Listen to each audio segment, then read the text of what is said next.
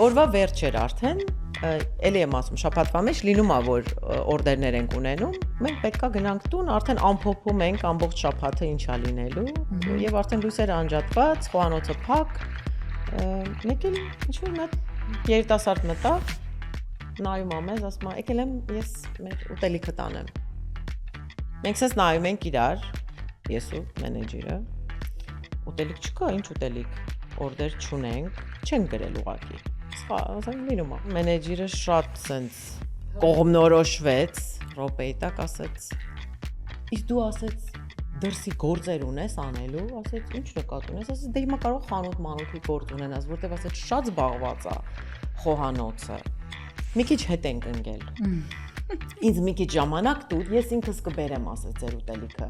Ու ասեց որ փակեջներ, մի հատ կհիշացնես, դե, չգիտենք, ինչ ա մարդը օրդեր արել։ Հա։ Ու սենց այդ րոպեին խոսած, այդ մարդը գնաց, մենք երկուսով գնացինք խոհանոց։ Հիմա հետո որ նայում ենք վիդեոն, ծիծաղում ենք, որտեղ վազում ենք ստեղից այնտեղ, ինչ պետք է անենք։ Գրակը պետքա վառվի, միս պետքա, սալատները, ճիշտ է զանգեցինք, արդեն մի քանի հատ աշխատողներ եկան, մի քիչ էլ էդ է հմտությունը խոհարարների, որ կարողանան սենց օրեր, հա, տակից դուրս գան կոպիտ ասած։